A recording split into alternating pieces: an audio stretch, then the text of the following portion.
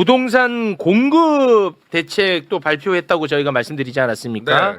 정부가 이제 수도권에 6만 가구 공급하는 공급 대책 발표했습니다. 네.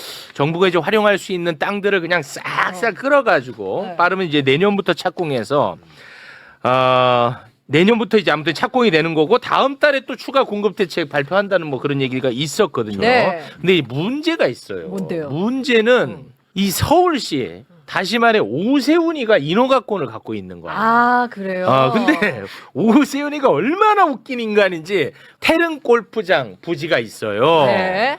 이 부지에다가 이제 정부가 6,000호를 만들겠다고 발표를 했어요. 네. 그러자 오세훈이가 이제 그 발목 잡고 나섰거든요. 네? 근데 진짜 웃겨. 왜요? 이자가 너무너무 웃긴 게 뭐냐. 그동안에 오세훈이가 종묘 개발 네. 나설 때 우리가 뭐라고 했습니까? 야, 너 세계유산 영향평가 받아라. 근데 서울시는 아유 안 받는다 그랬죠. 네. 그런데 이거는 세계 영향평가를 받아야 된다고 소리를 치고 있어요. 오세훈이가 이거는 반드시 영향평가를 받아야 된다라고 소리치고 있어요. 자기는 안 받으면서. 그리고 또 하나 네. 대장동 관련해 가지고 오세훈이가 이재명 경기도지사를 엄청나게 비판을 했거든요. 뭐라고 비판했냐? 저 이재명 저 나쁜 사람이 공공에서 분양을 했어야지 왜 민간에게 저걸 다 넘겨갖고 민간의 배떼지만 불리게 했느냐고 난리 쳤어요. 그래갖고 사람들 박수 받고 난리 쳤어요. 그런데 이번에는 공급대책 정부가 발표했잖아. 이거 민간에서 해야지 왜 정부가 나서냐고. 진짜 막 난 너무 어이가 없어. 그것도 넥타이 메고. 함께 보시죠. 주택 공급은 지금까지도 그리고 앞으로도 민간이 중심이 되어서 이끌어야 할 영역입니다. 실제로 서울 주택 공급 가운데 90%는 이미 민간이 책임지고 있는 상황입니다. 더 빨리, 더 많이 공급할 수 있는 길을 정책이 스스로 차단하고 있는 셈입니다. 정비 사업에 대한 적대감의 발로 그리고 이념적 접근이라고 보지 않을 수 없습니다. 용산 국제업무지구와 태릉 CC 부지 등은 서울시가 오랜 기간 검토해온 특정 수치와 지역 민원을 전혀 고려하지 않은 채 일방적으로 발표되었습니다. 세계유산 영향평가 등 넘어야 할 절차가 산적한 부지를 사전 협의 없이 포함시킨 결정은 시장에 헛된 희망을 던지는 일입니다. 최고의 자산인 개발 제한 구역을 레전드야. 훼손하면서까지 레전드. 숫자 맞추기에 급급한 공급 확대, 실현 가능성보다 당장의 발표 효과에 집착한 물량 밀어내기에 서울시는 결코 동의할 수 없습니다. 와, 이 레전드야. 레전드. 가만히라도 있으면 와. 좋겠는데요. 일단 레전드야. 지금 국토부에서 바로 입장을 밝혔죠. 와. 세계 영향평가 받겠다. 네. 세운선거도 받아라. 네. 그거 똑같이 받으면 된다. 우리는 그거 고려해서 네. 그 PS를 짓겠다라는 거고, 두 번째 세운상가에 40층 올리는 건요, 택지 공급이 아니에요. 민간주택 공급이 아니에요. 네. 상가예요. 네. 근데 지금 민간주택 공급하겠다는데 상가를 갖고 비교를 하고 있어요, 또. 애초에 비교 대상조차가 아니에요. 아, 레전드. 급했어요, 지금 오세훈 오세훈. 시장이. 급했어. 거의 본인한테 얘기하는 거 아니에요? 저거는? 아, 진짜 대단합니다. 그때 그 국정감사였나? 서울시 국정감사에서 이재명 지사를 내가 죽여보겠다고 해갖고 일타강서로 나와가지고 이거를 어떻게 민간에게 다 배를 불리게 하냐고 난리 쳤었거든요. 그런데 어쨌든 제가 오세훈 시장을 뭐 개인적으로도 싫어하지만 공익적으로 싫어합니다. 네. 이렇게 공익적으로도 이런 문제 때문에 사실 싫어하는 거죠. 어. 문제가 많다. 일단 아까 오세훈 시장이 말한 것처럼 우리나라 부동산 시장의 가장 큰 문제가 과도한 민간 비중이에요. 네. 민간은 주택 공급을 왜 합니까? 왜 해요? 돈 벌려고요. 돈 벌려고 하는데 한국의 주택 시장이 통째로 맡겨져 있었어요. 그러다 보니까 거기서 돈 벌려고 분양가 올리고 막 재건축하고 이러다 보니까 사실은 네. 집값이 오른 가장 큰 원인이었거든요. 뻥튀기 됐죠. 그걸 사실은 공공의 역할을 찾겠다는 게 이번 정책의 가장 핵심이에요. 그렇습니다. 그래서 우리가 또 계속 얘기하지 않았습니까? 질 좋은 공공주택을 늘려야 그렇지. 한국의 집값은 안정될 겁니다. 그렇지. 그 역할을 그러면 질 좋은 공공주택의 핵심은 뭡니까? 위치가 좋아야 될 거 아니에요. 그렇지. 그걸 지금 정부가 얘기한 거예요. 그렇습니다. 그래서 거기에 맞춰서 지금 이재명 정부가 하겠다는 건데 민간이 공급해야 집값이 안정될 거다. 이런 말도 안 되는 소리를 하고 말도 있고. 안 되는 얘기지. 그리고 제가 누누이 말씀드렸잖아요. 재건축을 통해서 재건축 필요합니다. 그런데 재건축을 해서 그렇게 무작정하면 멸실주택 많아지고 고가주택 많이 생기면 오히려 집값이 급등할 또 다른 원인이 된다.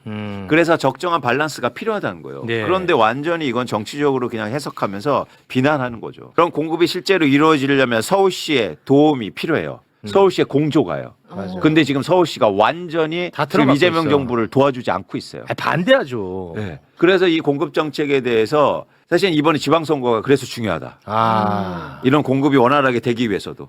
그리고 그런 30, 40대에 대한 공급도 마련이 되다. 네. 이렇게 말씀드립니다. 네. 네. 그러니까 선순환이 된다라면 지금 신혼주부랑 청년을 공급을 해야 한다는 얘기는 당장 살 곳이 신혼부부 아니고 신혼부부. 그러니까 당장 살 곳이 필요한 사람들을 위한 것이고 지금 4050들은 지금 무주택이라 할지라도 살 곳이 일단은 있는 상황에서 집값이 안정이 되고 그게 접근 가능성이 올라간다는 얘기는 그분들에게도 기회가 당연히 이제 집을 온다. 마련할 기회가 오게 돼 있잖아요. 네, 뭐 그렇긴 따로 하죠. 추가 공급을 안 하더라도 네. 조금만 템포를 늦춰 생각해 또 보면 이거 봐. 또 40, 뭐야. 50대는 또 양보하라잖아 또. 야 이제 양보 나도 50대예요. 내 집에도 많아요. 왜 그래? 아니, 진짜 이건 서운할 네. 만하다니까. 이거는 공정한 차원에서도 같이 배려가 돼줘야 됩니다. 맞아. 또 하나 뭐냐면 예를 들어서 3, 40대 뭐 50대도 마찬가지고 특히 무주택자분들 중에서 정부의 그런 약속을 믿고 사실은 내 집 마련을 좀 미루고 이런 분들이 많단 말이에요. 네. 근데 그분들을 해서 청약 기회라든가 공급할 수 있는 어떤 공급을 해주는 건 반드시 필요합니다. 네. 다시 한번 말씀드리지만 이건 시작입니다. 네. 여기서 끝나는 게 아니고요. 계속적으로 예를 들어서 입법 과정이라든지 아니면 그렇죠. 여론의 형성이라든지 이재명 대통령이 이렇게 홀로 싸우게 해서는 안 돼요. 네. 그래야 진짜 변화라는 건 사실 한 명이 길을 걸어가면 또 누군가 그 길을 걷고 같이 해줘야 될 거 아닙니까? 맞습니다. 그런 측면에서 저희가 열심히 네. 이 부동산 시장에 관심을 가지셔야 된다. 그렇습니다. 다시 말씀드리면 부동산은 지금 현 세대의 문제뿐만 아니라 우리 미래 세대에도 가장 큰 문제입니다. 네. 언제까지 우리 아이들한테도 관광버스 빌려서 임장 다니게 할 수는 없잖아요.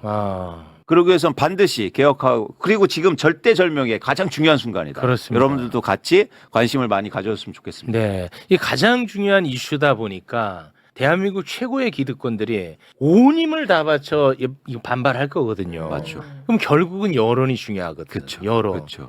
그런데 이것과 관련해 가지고 이렇게 열변을 토하는 데가 별로 나는 못 봤어요. 없어요. 없지. 네. 왜냐하면 마찬가지로 이게 이해관계도 있을 수도 있고 또 민감하다 보니까 좀 회피하고 싶은 거죠. 지금도 댓글에 네. 지방선거고 이긴 다음에 해라 이렇게 또 얘기가 올라오네요. 지금도 그러니까요. 그러면 또 국회의원 선거가 또 얘기할 거라고요. 국회의원 선거만 이기고 그러면 또 하자. 총선 이후로 하자. 그럼 또 무슨 선거 그럼 있습니까? 대선 이후에 하자. 그러니까 지금 않네. 대선 이겼으니까 지금 하자고요. 네. 그러니까 왜 이기려고 하는지를 우리가 생각해야 돼. 그쵸. 이기는 게 목적이 아니잖아요. 맞습니다. 이긴 다음에 좋은 세상 만들기 그렇죠. 위함이잖아. 그리고 이거 한다고 해서 지방선거 진다는 게 아니라니까. 맞습니다. 그 잘못된 프레임 누가 만든 거야, 그거. 네. 오늘 여론조사에서 서울의 지지율이 올랐어요. 부동산에 대한 지지가 올라가면서. 네. 그런 것도 사실 여러분들이 보실 필요가 있습니다. 그렇습니다. 이 땅과 관련해서 지금 정부에서는 뭐 태릉 골프장 등등 여러 가지 이제 서울시 시유지 등에 대해서도 얘기를 했는데 네. 이런 부분에 대해서는 지금 서울시가 전혀 협력을 하지 않고 있거든요. 과연 이런 부분은 맞는지 좀 문제 제기를 하고 싶습니다. 네, 지금 이제 태릉 골프장에 대한 얘기를 해주셨는데 이 대통령이 어제 SNS에도 이런 글을 올렸습니다. 종묘 앞에 고층 개발은 되고 태릉 옆에 주택 공급은 안 되는 것이냐라면서 어떻게 보면 서울시를 겨냥한 발언을 했거든요. 이에 대해서 또 오세훈 서울시장도 반박하는 글을 올렸는데 이 부분은 좀 어떻게 보셨습니까? 그러니까 대통령은 종묘 앞은 되고 태릉은 안 되느냐 그러는 것이고요. 오세훈 시장은 그럼 태릉은 되는데 종묘는 왜 안 되느냐라는 얘기거든요. 근데 우리 여기 지금 방송국 주변에도 고궁도 있고 또 조금 멀리 덕수궁 앞에도 뭐 좋은 아파트들이 있어가지고 상당히 그 사람들의 수요를 당기고 있는 그런 여러 가지 현상들이 있는데요.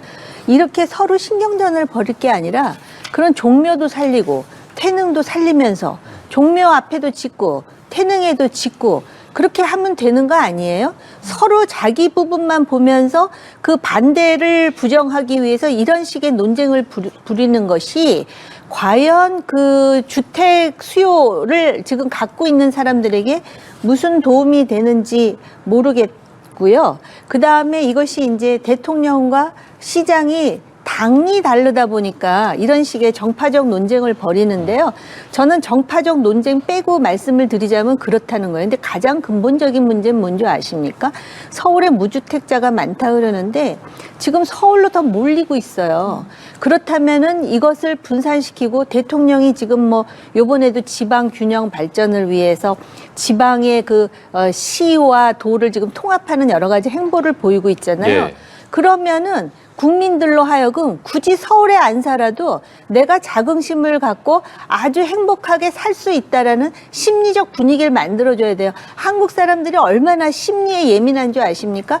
그런데 자꾸 집값을 수도권을 중심으로서 규제를 하니까 아, 이거 서울에 안 살면 내가 도태되는구나, 제외되는구나, 배제되는구나 이런 심리를 더 가중시킨단 말이죠.